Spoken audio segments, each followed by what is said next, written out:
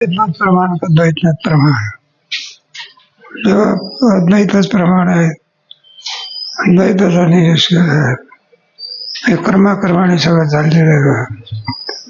अद्वैत मध्ये दुःखाला कारणीभूत आहे. त्या अद्वैताचा निषेध केलेला आहे. द्वैत म्हणजे जगत म्हणजे द्वैतच आहे. जे उत्पन्न होते आणि नष्ट होते त्याला काय म्हणायचं? जग असं म्हणायचं. मग त्या जगताचा सुद्धा विचार घ्या. हे जगत कसं उत्पन्न झालं, कुठं उत्पन्न झालं हे ना.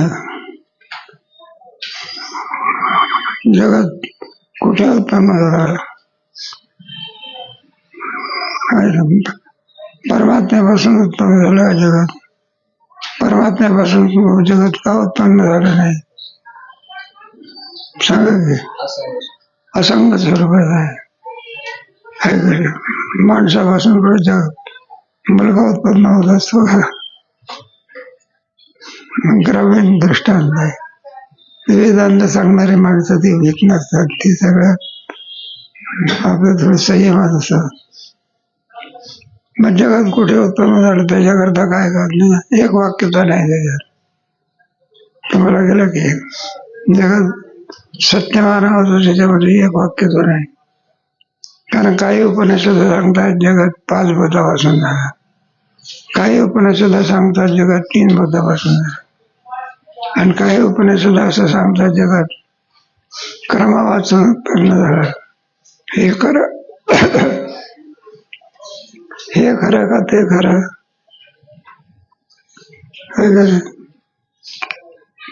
मग एक सत्य पदार्थ असतात ते एक वाक्यच असते.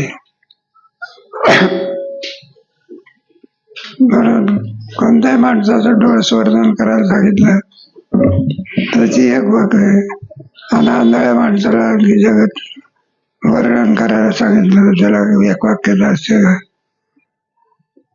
त्याप्रमाणे जगताच्या बाबतीमध्ये एक वाक्य जर आहे जगत, म्हणून यावरून श्रुतीचं जगत सांगण्यात तात्पर्य नाही. जगताच्या निषेधात तात्पर्य तुमचं 15वा अध्याय वाक्य घेतलं त्याच्यामध्ये सगळा विभाग आहे. अगोदर अध्यारोप केला, पुढे अपवाद केला. मग संसार सांगण्यामध्ये तात्पर्य नसून त्याच्या निषेधात तात्पर्य आहे. नरूपमस्य ततोपलभ्यते अश्वत्थमेनं श्रीरूढमूलम्. नरूपमस्य जसा वर्णन केलं तसा संसार नाही. मग लगेच आणखीचा अपवाद म्हणत असतात. म्हणून जगत सांगण्यामध्ये श्रुतीचं तात्पर्य नाही, जगताच्या निषेधात श्रुतीचं तात्पर्य आहे. कोणती गोष्ट सांगितली?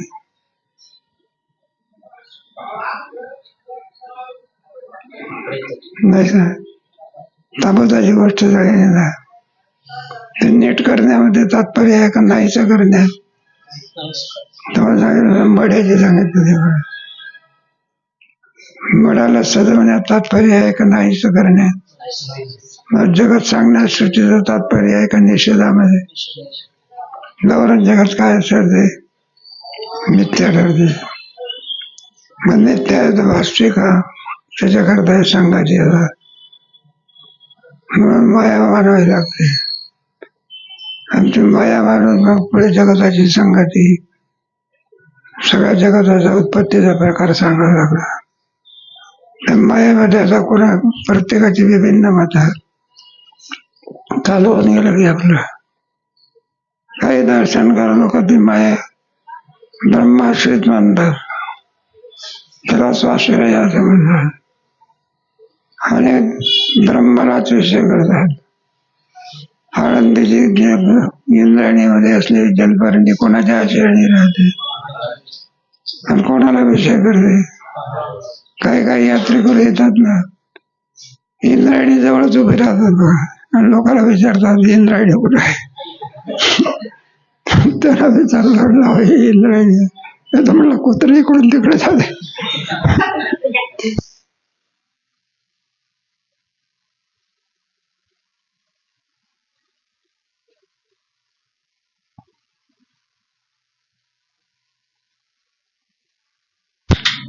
त्याप्रमाणे सुद्धा माया स्वाश्रय काय करते, ब्रह्मावरती आवरण घालते, त्याचं ज्ञान होऊ देत नाही. त्याला स्वाश्रय हा स्वविषय म्हणणार. उदकी झाली बाबळी ते उदकाते कशी धापळी, वयाची आभाळी आकाश लोभे. मग ती माया कुठे म्हणावी, स्वाश्रय ब्रह्माशीच म्हणणार आहे पक्ष असतो. आणि एक पक्ष असा आहे जीवाशीच म्हणणारा. त्यांना असं म्हटलं, विचारलं विद्यावासीत का मानतात. प्रत्येक जीव म्हणत असतो मी अज्ञानी आहे. ह्यावर अज्ञानाचा आश्रय कोण झाला, जीव झाला. एक मत हे वाचस्पती मिश्रांचं मत आहे. आणि माया स्वाश्रय वगैरे जे आहे ना, ते अद्वैत सिद्धिकार यांचं मत आहे. प्रत्येकाचं विभिन्न मत आहे. तेव्हा कोणतं मत खरं, दोन्ही मत खरं आहेत. एक माया मानून पुढे ते मायाचा आश्रय कोण, मायेचं कार्य कोणतं, तिचं लक्षण कोणतं. माया शब्दाचा अर्थ असा आहे, जे नाही दाखवते त्याला माया. घटित पटना पटी अशी माया. स्वप्नाप्रमाणे आपल्या त्याने म्हणे नसते या स्वप्न असं पडेल म्हणून. आणि त्या स्वप्नामध्ये काय दिसतं, एखाद्याला वाघच दिसतो का, अरे वाघ का दिसला म्हणलं, धानीवाणी नव्हता तरी वाघाला म्हणाला. नसून जे दाखवते तिला काय म्हणायचं, माया. अघटित घटना पटी याची माया. नाही ते दाखवते, क्षणभर स्वप्न पडते किती. पण त्या एका क्षणामध्ये वारकरी चारो धाम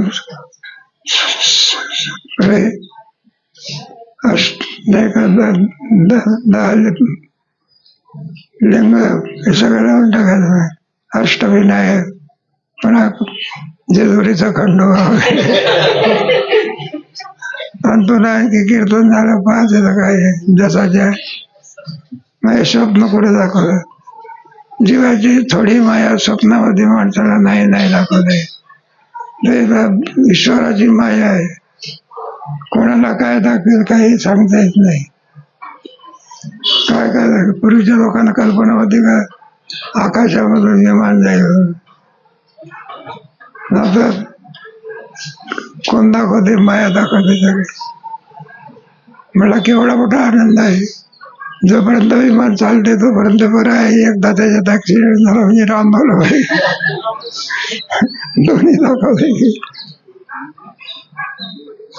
तेव्हा माया मानली पाहिजे. ती कशी मानायची, काय मानायची, होऊन गेलं तेव्हा. आणि माया मानली, मायेमध्ये पडलेलं प्रतिबिंब त्याला ईश्वर म्हणायचा. आणि अविद्येमध्ये पडलेलं प्रतिबिंब सत्वगुण, त्याच्यामध्ये पडले 3 प्रकारचे गुण आहेत, तमगुण, रजोगुण, सत्वगुण. सत्वगुणाचा आश्रय झाला असेल त्याला ईश्वर म्हणायचा. रजोगुण असेल तर त्याला जीव म्हणायचा. 2 असे. शुद्ध सत्वगुण म्हणजे मायेमध्ये पडलेला प्रतिबिंब त्याला ईश्वर म्हणायचा. रजोगुणामध्ये पडलेलं प्रतिबिंब त्याला जीव. जीवेश्वर हे कोणाचं कार्य आहे, मायेचं कार्य. आता जीवेश्वर हे जर मायेचं कार्य आहे असं जर मानलं तर शास्त्रामध्ये जीवेश्वर अनादी सांगितलेलं आहे. कार्य आहे तर अनादी कसं, अनादी आहे तर कार्य कसं, अशी शंका चाललेली आहे. त्याचं उत्तर आहे पुढे.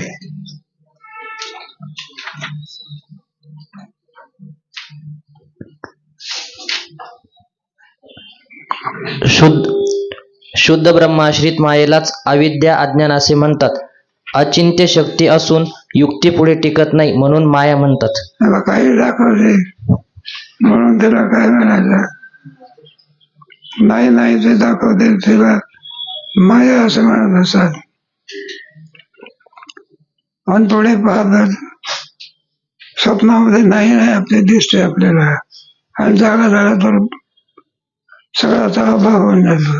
स्वप्नामधला कुठपर्यंत, जोपर्यंत स्वप्नात आहे तोपर्यंत.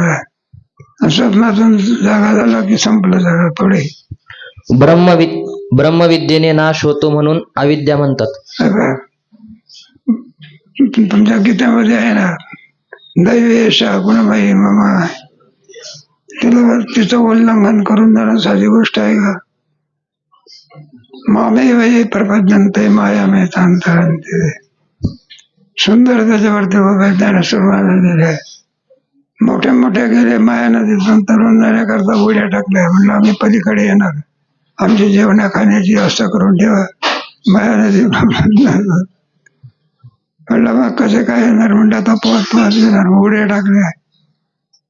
पोहत पोहत जाण्याच्या वेळी मसनातच न्यावं लागलं.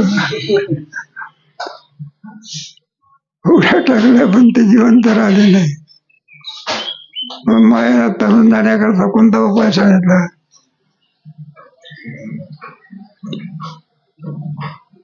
नाही सांगताय. माया बेतांतरण दिसे मामे वय शरण. भगवंताच्या शरणागतीशिवाय माहितम माणसाला तरुण जाता येत नाही. तो किती मोठा असू द्या, इंद्र असो का ब्रह्मदेव असो कोणी असो. म्हणजे आहे ना, 4 प्रकारचे भक्त सांगितले. तुमचा गीते म्हटलं 7वा अध्याय त्याकरता प्रसिद्ध आहे.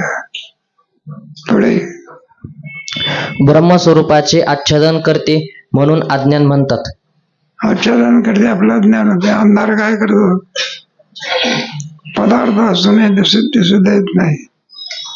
जे आंधळी माणसं जेवतात ना, त्याला सांगावं लागत असते. डोळस माणसाची गोष्ट नाही. म्हणजे शहाणी पोरं असतात ना, ती मोठी हुशार असतात.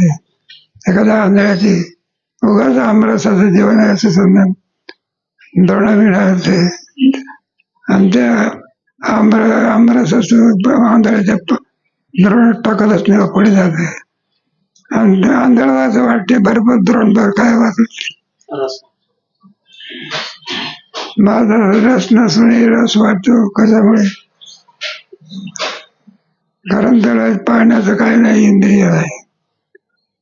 मग इंद्रियावरती जे साह्याने होत असते. म्हणून तुम्हाला आम्हाला जे दिसत असते हे कोणाच्या साह्याने?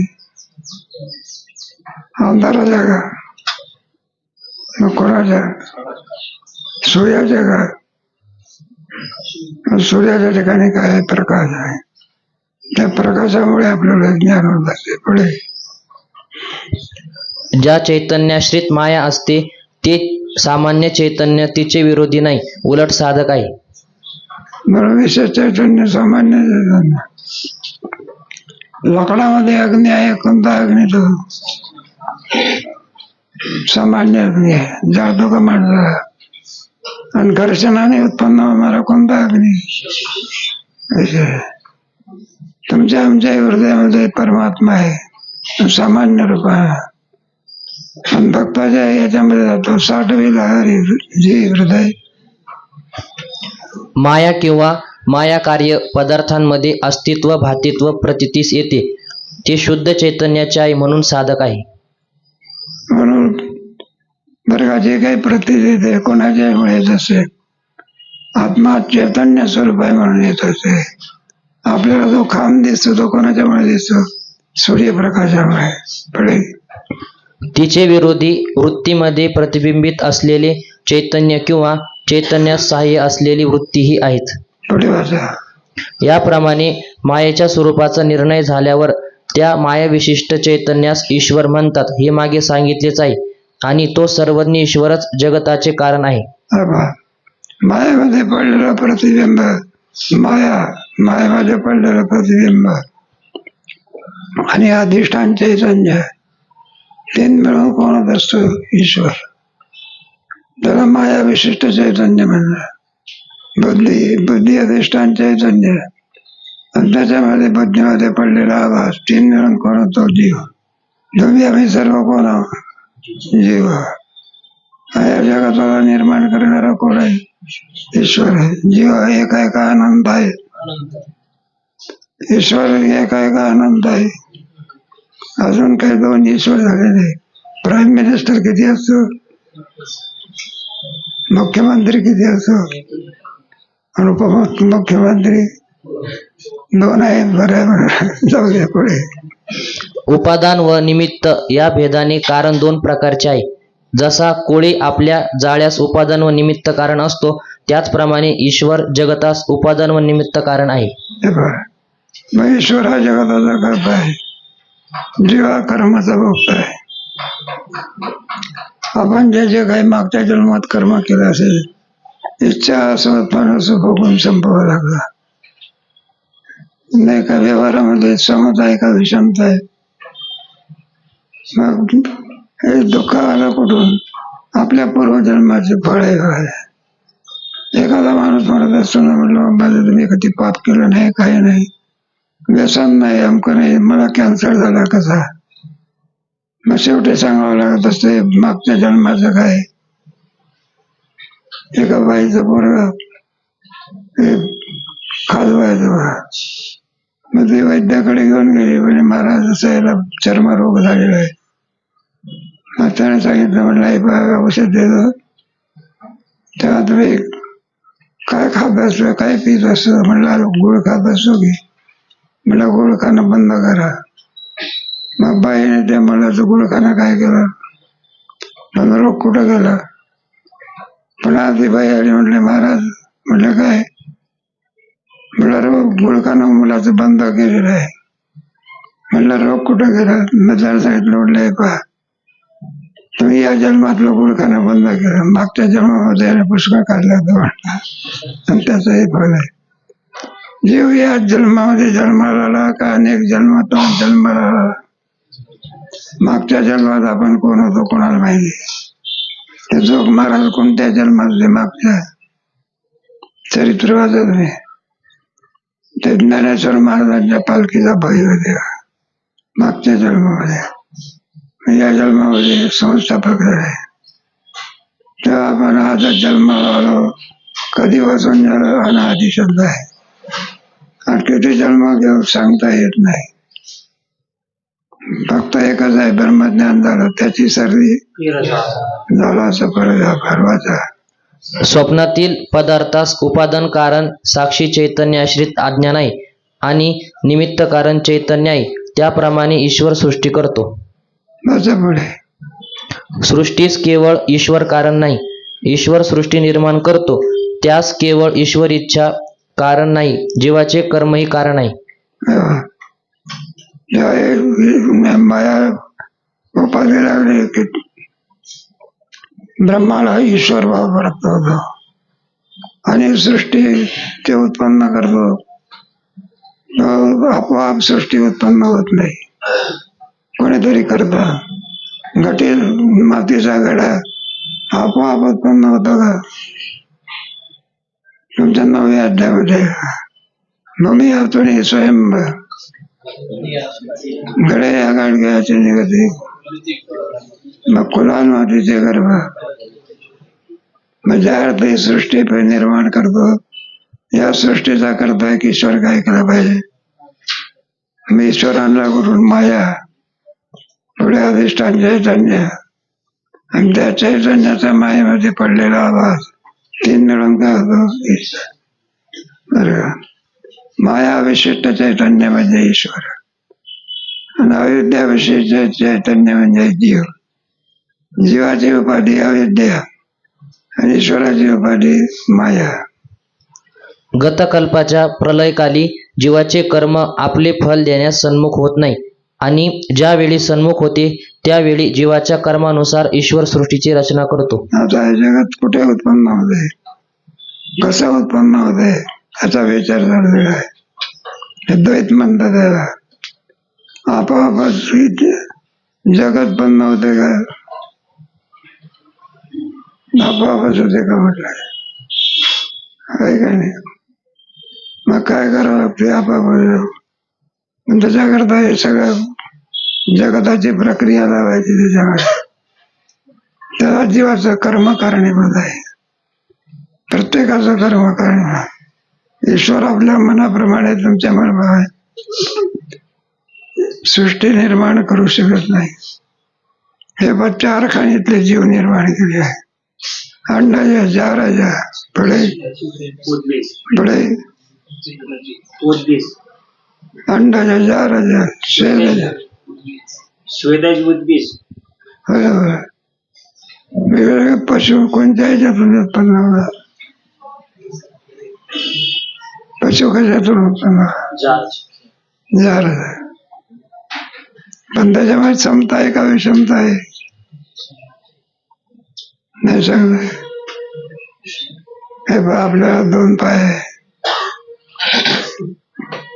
आणि बैलाला 4 पाय आहे. क्षमता आहे काय?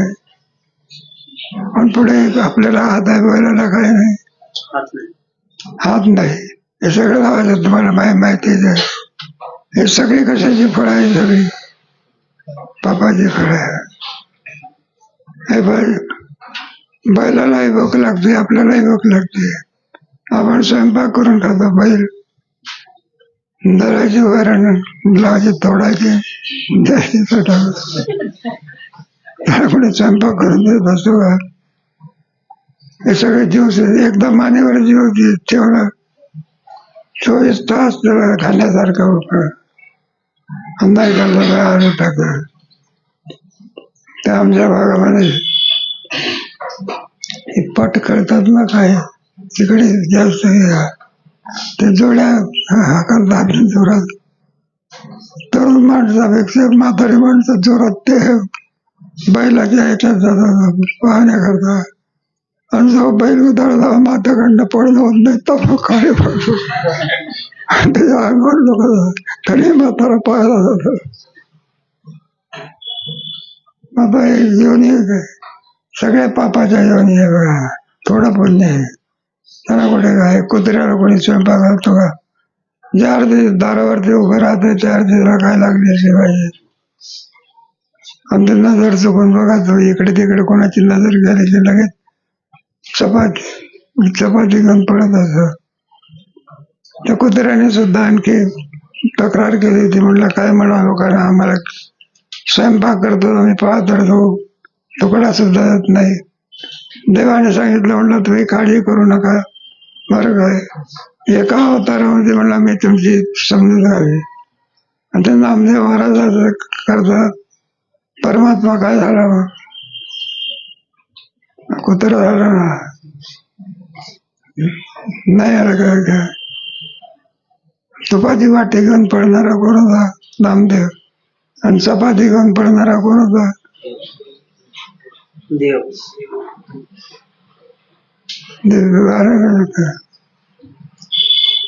आमच्यासारखं असं चपातीला तोंड लावून आणि कुत्रे पळते एवढाच दगड घेतला होता. हान कुत्र्याच्या मग नामदेव महाराजांनी दगड घेतला का तुपाची वाटी घेतली. मग सांगितलं, म्हटलं हे देवा थांबा थांबा. म्हटलं हे पहा, चपातीला जर तूप लावलं नाही तर तुम्हाला त्रास होईल. म्हणून काय करू द्या, थांबा, त्याला चपातीला काय लावू द्या. अरे म्हटलं नामदेव कसं ओळखलं? कोणाच्या कृपेमुळे ओळखलं? नाही सर, नामामध्ये सर्व आहे. खेचर पाय, विसवा खेचर, त्यांची कृपा आहे. कुत्र्याचा सुद्धा आणखी देवाने अवतार घेतला. सगळे अवतार येतात. म्हणजे तुमचं बरोबर आहे, करतो कोणाचा अवतार घेतला? घडी माती आहे. मी गाढव कोण झाला होता? माती व्हायला कोण पाहिजे? कोण झाला होता? गरुड झाला होता. तो गरुड म्हणायला लागला, म्हणलं एका भक्ताचं काम करायला जायचं आहे. तिथे म्हणायला लागले, म्हणलं त्याची मडकी घालवावं लागणार आहे. मग काय माती कशी आणायची? म्हटलं आपल्याला जमलंय. मला म्हटलं तो गाढव हो की? तो गरुड म्हणायला लागला, म्हटलं देवा तुम्हाला काहीतरी आहे का? काही प्रतिष्ठा पाहून तरी काम सांगितलं पाहिजे. एवढा मोठा कीर्तनकर महाराज नीट वाढायला होता का? म्हटलं माती आणण्याकरता मला काम सांगता का? आणि म्हटलं हे पहा, रुक्मिणी तर आणखी होते, गाढवी होते, आणि कोण होतो? गाढा होतो. नाही कुंभारी होते आणि कोण होतो कुंभार. आणि तुला काढवायला काय हरकत आहे? जाऊ दे, भक्तिशास्त्र आहे, आनंद मग 4 प्रकारचे खाणे आहे. अंडाच्या, झाडाच्या, शेदाच्या आणि मधवेज. मग जीवाचे आहे. कोणत्या येणे होत्या आपण जाऊ काही सांग. भाग्य आहे आपलं. आपण नरदेहामध्ये भरतखंडी बरवाय झाले आणि आज आलो या जन्माचे. पण पुन्हा आणखी जिवंत असून आपण काही चिंतन करतो. बरवाय झाले आजवरी नाही पडलो मृत्यूचे. त्याचा काही नियम आहे का? किंवा मृत्यू घाला घाले काही. मुंबई सारख्या ठिकाणी मनुष्य प्रवास करून येतोय, भाग्य आहे. कोण्या ट्रॅक्टरने ना कोण्या याने कधी उडवला जाईल काही सांगता येत नाही.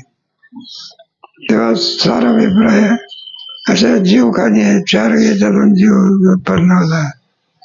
मुंगी सुद्धा कोण आहे? जीव आहे ना मुंगी सुद्धा. तेव्हा साखरेचं दाणा असलं ना ती बरोबरच हवेवर जाते पाहिजे. तिला तुम्ही असं करा, माघारी फिरते का? तिला सुद्धा अक्कल आहे. बाबा आपल्याला मारेल की. शिस्त तर इतकी आहे बघा. शिस्तीच्या बाबतीमध्ये कोणाला गुरु करावं लागेल? काय शिस्त असते त्याची. आणि तोंडाला तोंड लावतात त्या काय सांगतात कोणाला माहिती. नाही त्यांना सिद्धी असतात ना, तुम्हाला कल्पना. ज्याला सिद्धी प्राप्त आहे ना, कुत्र जरी ओरडलं तरी ते का ओरडलं सिद्धीवर असलेल्या माणसाला कळतं. पक्षाची सुद्धा भाषा कळत. सिद्धी असतात, रिद्धी सिद्धी असतात ना. जाऊ द्या, विषयांतर होते पुढे. जीव फलाच्या इच्छेने कर्म करतो. त्या कर्मानुसार उच्च नीच भोगाकरिता ईश्वर सृष्टीची रचना करतो. ज्याचं जसं पाप असेल त्या त्या पापाप्रमाणे त्याला ते देह देत असतात. कोणाला पशुचा देह, कोणाला पक्षाचा देह, कोणाला जलचर. तुमच्या समुद्रामध्ये अनेक प्राणी असतात, त्यांचे देह असतात, त्यांना काही माहिती नाही. तेव्हा कोणत्या पापाचं कोणतं फळ आहे सांगता येत नाही. जेव्हा आपापल्या कर्माचं फळ बघण्याकरता आणि सृष्टी निर्माण करतो परमात्मा पुढे. म्हणून ईश्वराचे ठिकाणी वैषम्य नैर्घृण्य नाही. पण हे प्रथम सृष्टीत कसे जमणार? कारण प्रथम सृष्टीत जीवांचे कर्म नाही. आणि बरोबर आहे. रागवण्याचा ज्याला शिक्षा दिलेली आहे तो न्यायाधीशावरती रागवत असेल तो वेड आहे का? म्हणलं न्यायाधीश झाला का काही माणूस बोलला 6 महिन्याची शिक्षा देतो का? कोण म्हणते स्वर म्हणतो, कोणाला न्यायाधीशाला म्हणता येते का? मग न्यायाधीश स्वतंत्र शिक्षा देतो की तुझ्या कर्माप्रमाणे? मग जसं तुमचं कर्म असेल त्याप्रमाणे. आणि ईश्वर त्याला त्या योनीमध्ये घालतो. अति पाप असेल तर किडे गोगे ऐसे होती तरुण लोष्ट पाषाण दगडापर्यंत झाला. अहिल्या कोण झाले होते? दगड झाले. काय आहे नाही भाऊ. जो तमवृद्धी मृत्यूला आहे तो पशु का पक्षी होय, झाड का क्रमी. किड्याचा जन्म आहे, झाडाचा जन्म आहे. हे सगळे पापाचे जन्म आहे बरं का. फक्त पाप होण्याचा कोणता जन्म आहे? मनुष्य देह. आणि मनुष्य देहामध्ये भक्ती करता येते. आणि काही ज्ञान नाही कुठे. याची देहीकडे आपल्यासोबत कुत्राला कुठं भजनाला कुत्र टाळ घेऊन वाजवतो का? पुढे. आणि प्रथम सृष्टीतही उच्च नीच भाव असणारच. यामुळे प्रथम सृष्टीत ईश्वराच्या ठिकाणी विषमता येणारच. पण हे म्हणणे बरोबर नाही. कारण संसार प्रवाह अनादी आहे. ते म्हणले विषमता आहे. ईश्वरावर त्यांना वगैरे दोष घे. तुम्हाला त्याचा अन्याय तुमच्या कर्माचं फळ आहे. न्यायाधीशावरती लोक रागवण्याचा संबंध आहे का आपल्या कर्माचं फळ आहे? आपल्या कर्माचं काही नाही. म्हणून तर ते काही नाही, बघूनच काय करावं लागलं, संपावं लागलं. एखाद्या नाही का शिपायाने म्हणा कोणी म्हणा असा हात केला तर गाडी थांबवावी लागली. त्याला शासन आहे, नाही एक गाडी थांबवली तर तो गुन्हेगार ठरतो, 2 गुन्हे लागणार. त्याप्रमाणे शासन आहे. पापाचंही फळ भोगावं लागतं आणि पुण्याचंही फळ काय करावं लागतं. म्हणून या शरीरामध्ये दोन्ही निषिद्ध कर्म केलं तर काय उत्पन्न होते नाही सांगता येत, पाप उत्पन्न आहे. आणि विहित कर्म केलं तर पुण्य. निर्जला एकादशी केली तर पुण्य नाही, त्या पुण्याची जोडा. आणि एकादशीला जेवण केलं तर एकादशीच अन्नपान पुढे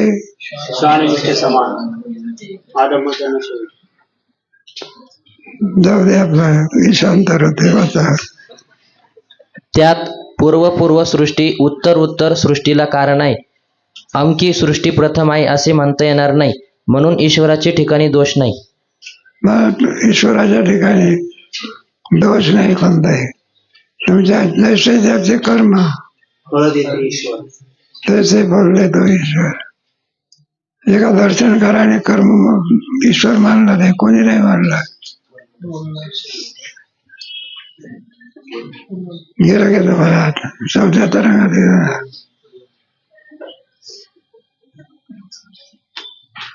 तो ईश्वर काय करीत नाही. त्यांना विचारलं मला ईश्वर तुम्ही का मानत नाही, तेव्हा कर्मच फळ देतो, ईश्वर मानण्याची काय नाही. तुम्ही मागचं वाचत द्या ना, सोडा. मी अभी राजी तो क्या करेगा काजी, काजी असला काय आणि पुढे सृष्टीच्या उत्पत्तीचा प्रकार.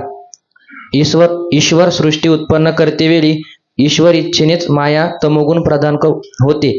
त्या तमोगुण प्रधान मायेपासून आकाश, वायू, अग्नी, जल आणि भूमी ही पंचभूते उत्पन्न होऊन त्यांचे ठिकाणी क्रमाने शब्दादी पंचगुण उत्पन्न होतात. माया सृष्टी कशी उत्पन्न होते, मला सृष्टी ज्या अर्थी उत्पन्न होते त्या अर्थी ईश्वर मानवा लागत असं. विना ईश्वराशिवाय सृष्टीची उत्पत्ती होऊ शकत नाही. अलीकडच्या काळामध्ये ईश्वर लोक मानत नाही, तो प्रश्न त्या सोडून मानतात बघा ईश्वर. त्याला विचारला असा का वागतो, ईश्वर आहे ना, पुढे भोगावं लागला. म्हटलं गीतेमध्ये आहे ना, नास्तिक लोक ईश्वर काय असत्यम प्रतिष्ठांत अपरस्पर संभवतम किंमन्यत. ते म्हणा लागले कुठला आला ईश्वर, मग जगत कसं निर्माण होतं, ते काही नाही, युगमय येतात आणि त्याच्या बाजूच्या ते ईश्वर असत्यम प्रतिष्ठान ते जगाला. मग सगळा कोणता वाद, मग नास्तिक वाद. स्त्रिया गायले ऐकावे, लोक डोळा देखावे, जिकडे जिकडे आणि मग कोणाचे दर्शन होत ते आपलं विषयांतर नको. मग लोक मनाला तसे वागत असतात. जाऊ दे आपल्याला, खाऊ नाही ते खातात, देऊ नाही ते जाऊ नाही तिथे. ते काही ईश्वराचे कायदे काय केले पाहिजे त्याचे फळ आज नाही पण उद्या प्राप्त झाल्याशिवाय राहत नाही. पुढे मायेपासून शब्दगुणासह आकाश उत्पन्न होते, म्हणून आकाशाचे ठिकाणी शब्दगुण आहे. आता सृष्टी कशी उत्पन्न होते, परमात्म्यापासून सृष्टी उत्पन्न होत नाही, माये मानावी लागते. कारण परमात्म्यापासून का नाही सृष्टी उत्पन्न होत नाही.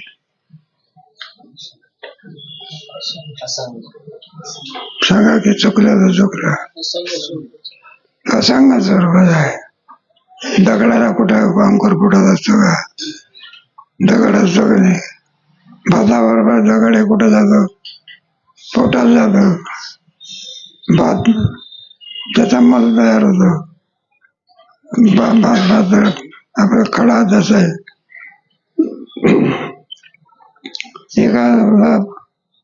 ग्रस्ताला शेजारी जेवायला बसले होते पंगतीमध्ये, आणि भात खाता खाता एकाला काय लागला, खडा लागला, कडकन वाजला. शेजारच्या माणसाला असं वाटलं, म्हणलं दगड काय करीत, खडा थुंकून टाकेल की. त्याने विचारलं, म्हणलं का तुम्हाला खडा लागला होता का? हो म्हटलं लागला होता की. मग थुंकून काय टाकला? म्हटलं का फुकट आला होता का? विकत घेतला होता. दगडाला कुठं अंकुर उठत होता? दगड कुठं शिजत असतो का? तसं ब्रह्म आहे. ब्रह्मापासून कधी विश्व उत्पन्न होऊ शकत नाही. माझा विश्वाची उत्पत्ती कोणापासून? माया मानावी लागते. वेदांत शास्त्रामध्ये कोण मानलेलं आहे मग? आणि माया ही सर्व सृष्टी काय करते? 7व्या अध्यायापासून आगीचे शास्त्र, त्याला विज्ञान असं म्हणतात. काय करतात? भूमिरापो नरो वायू खम अहंकार भिन्ना सुंदर पराप्रकृती अपराप्रकृती. त्याच्यापासून माहिती सगळी सृष्टी काय होते. त्या तरुण जाणं किती दुर्लभ आहे का नाही? दैवी यशा गुणमयी मम माया मामे वे प्रबोधनते. ही माया कशा करता घेतली? केवळ ब्रह्मापासून जगात उत्पन्न होऊ शकत. म्हणून माया काय करावी लागते? मानावी लागते. एखादा ग्रस्त असं म्हणायला लागला, मग का म्हणलं कसं काय आहे? मल कोणाचं आहे? म्हणलं माझंच आहे की. तुम्ही कसे आहात? म्हणलं मी ब्रह्मचारी आहे की. ब्रह्मचारी आहे तू, मूल कसं मूल असेल तर. म्हणून एक उपाधी काय करावं लागते? त्याप्रमाणे एक माया उपाधी काय करावं लागते? मग मानलीच पाहिजे. म्हटलं आम्ही मानत नाही. माना की. आंधळ्या माणसाने म्हटलं सूर्य नाही. लोक काय म्हणतात तुझे काय? तू नाही म्हण का हो म्हण. सूर्याच्या ठिकाणी. त्याप्रमाणे परमात्मा स्वरूपाच्या ठिकाणी जगात उत्पन्न होऊ शकत नाही. दिसते याची वाट काय? माया काय करायला लागते? मानावी लागते. पुढे आकाशापासून वायू होतो, म्हणून वायूत आकाशाचा शब्द व स्वतःचा स्पर्श गुण आहे. एक मायेपासून पहिला कोणता? आकाश. आकाशाचा गुण कोणता आहे? आकाशाचा गुण कोणता आहे? शब्द गुण आहे. नाही काय मृदंगामध्ये सुद्धा काय असते? पोकळी असते ना. पोकळी म्हणजे आकाश. पोकळी नसेल तर ते हे देऊ शकत नाही, आवाज देऊ शकत नाही. ती पोकळी असावी लागते. शब्द हा गुण कोणाचा आहे? ते तर्कसंग्रह शिका. त्याच्यामध्ये शब्द गुणकं आकाशम. म्हणलं शब्दाचं आकाशाचं लक्षण काय आहे? शब्द गुणकं. म्हटलं ते आकाश तो दिसत नाही, मग आकाश मानता का? शब्द नावाचा गुण आहे कुठे? ज्या अर्थी सुगंध येतो त्या अर्थी फुल काय केलं पाहिजे? तुमची इच्छा सुखाचा.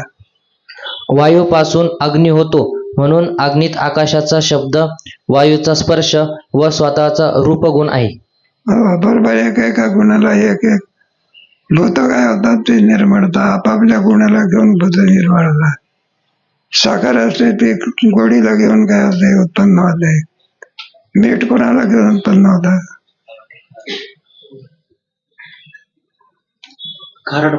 खारटपणा. मिठाला खारटपणा आणावा लागतो का? आहे साखरेमध्ये गोडी. तसं प्रत्येक भूत आपापल्या गुणाला घेऊन उत्पन्न होत असे. शब्दाचा आकाशाचा गुण कोणता? शब्द. वायूचा स्पर्श. पुढे अग्नीपासून जलाची उत्पत्ती होते, म्हणून जलात मागील भूतांचे शब्द, स्पर्श, रूप व स्वतःचा रसगुण आहे. प्रत्येकामध्ये आपापला गुण असतो. ओलेपणा करणं हा जळाचा गुण आहे. आकाशापासून वायू, वायूपासून नाही का पृथ्वी उष्ण हा नाही. आकाशापासून वायू, वायूपासून अग्नी, अग्नीपासून जल आणि जलापासून जलापासून पृथ्वीची उत्पत्ती होते, म्हणून मागील भूतांचे शब्द, स्पर्श, रूप, रस व स्वतःचा गंध गुण आहे. मग प्रत्येक असे पंचमहाभूत उत्पन्न होतात, आपापला गुण घेऊन उत्पन्न होतात. बरं का, कारला सुद्धा झाडाला लागते, पण कोणता गुण घेऊन येतो? कडूपणा घेऊन येतो. कारल्यामध्ये कडूपणा आणावा लागतो की आहे ते आपला गुण घेऊन उत्पन्न होत असते. तसे प्रत्येक भूत आपापला गुण घेऊन काय होतात? उत्पन्न होत असतात. पृथ्वी, आप, तेज, वायू आणि शब्द, स्पर्श, रूप, रस आणि गंध. पुढे आकाशाचा प्रतिध्वनी रूप शब्द आहे. वायूत आकाशाचा शिशी शब्द व अनुष्णाशित शब्द स्पर्श, अग्नीत भूक भूक शब्द, उष्ण स्पर्श व प्रकाशमान रूप, जलात बुलू बुलू शब्द, शीत पाणी व्हायला लागलं म्हणजे बरोबर असा आवाज येतो ना, स्वरण पेटलं म्हणजे फक फक असा आवाज येतो. प्रत्येकामध्ये आपापला गुण साठवलेला असतो, तो त्याचा स्वरूपच असते. कितीही प्रयत्न केला साखरेमधून गोडी निवडून काढता येत, एखाद्या कारल्यामधून कडूपणा कुठून निवडा. एखादा मनुष्य म्हणला, काय बाई, काय कारल्याची भाजी गोड झाली. तुमचा हात म्हणजे ब्रह्मदेवाचा हातात कडू कारलं काय झालं? मग ती बाई चाणक्ष तेव्हा हुशार होती. ती म्हणलं, महाराज, म्हणलं काय जास्त आगाऊपणा करू नका. म्हणलं काय झालं तरी काय झालं? म्हणलं पावशेर किलो कोण आहे? कारले आहे. आणि 1 किलो काय टाकला? मग कारल्याच्या ठिकाणी असणारी बुडी कोणाची आहे? गुळाची. कारलं कसं आहे? कडूच आहे. कडूपणा कारल्याला आणावं लागत असते का घेऊनच येत असते? साखरेला गोडी आणावं लागते घेऊन येते. ऊस असते का रे? त्या ऊसाचा रस असतो, त्या रसात गोडी असते. मग ऊसाच्या ठिकाणी आणणारी जी गोडी आहे ती गोडी आणावी लागली का? आणि आपल्याला लिमलेट पीत असतो आपण, मग त्याच्यामध्ये गोडी आहे ती का आणावी लागली का आहेच?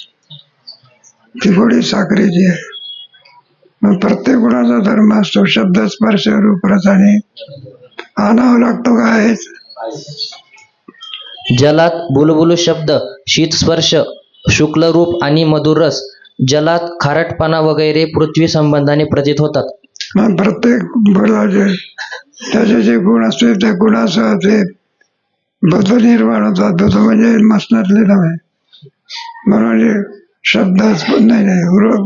पृथ्वी, आप, तेज, वायू आणि आकाश याला भूत भूभवती म्हणजे होणे. जे ज्या रूपाचं असते त्या रूपाने ते स्थित होते त्याला भूत असं म्हणतात. पुढे पृथ्वीत कडाकडा शब्द, कठीण स्पर्श, नीलपितादी रूप, मधुर आम्लादी रस, सुगंध आणि दुर्गंध हा गंध आहे. प्रत्येकाचे ठरलेले आहे. 2-2 धर्म त्याच्यामध्ये ठरलेले आहे, नाही का? एखादा स्पर्श असतो, एखादा गंध असतो. त्या गंधामध्ये 2 प्रकार असतात, एक सुगंध आणि एक दुसरा कोणता? गुलाबाच्या ताटव्यामध्ये कल्पना करा, मोगऱ्याच्या ताटव्यामध्ये जर आपण गेलो तर मोगऱ्याचा कोणता येत असतो? सुगंध येत असतो. आणि एक चॅप्टर मनुष्य त्यांनी त्या फुलाच्या बगीच्यामध्ये देहधर्म केला. काय कोणता सुगंध येतो? कोणता सुगंध येतो? सुगंध येतो का दुर्गंध येतो? म्हणून पोट हे वाईट आहे. चांगले पदार्थ पोटात गेले तर चांगल्याला वाईट करून टाकायचं काम करू. म्हणजे पोटात गेलेले पदार्थ ते खूप हसतात आहे, आणि पोटात गेलेले पदार्थ रडतात सगळे. पुढे दृष्टांत. सर्व भूतात एक गुण आपला असून बाकीचे कारणाचे आहेत. सर्वांचे मूळ कारण ईश्वर आहे. त्यामध्ये माया आणि चैतन्य 2 भाग आहेत. त्यात मिथ्यात्व मायेचे आणि सर्व पदार्थांमध्ये सत्ता स्फूर्ती चैतन्याची आहे. प्रत्येकामध्ये परमात्म्याची व्याप्ती आहे. त्याच्याशिवाय अधिष्ठानाची व्याप्ती सर्वांमध्ये आहे. सद्रूप चिद्रूप आनंद स्वरूप. त्याप्रमाणे ब्रह्माची व्याप्ती फुल आहे ब्रह्मा. तुम्हाला गेलं की ब्रह्माकाश कोणाला म्हणत असतात? जे आत बाहेर पदार्थाला व्यापून असते त्याला काय म्हणायचं? ब्रह्मा. आकाशाचा दृष्टांत आहे. आकाश दिसत नाही पण प्रत्येक पदार्थात काय आहे? जे सर्वांमध्ये असते त्याला आकाश म्हणत असतात.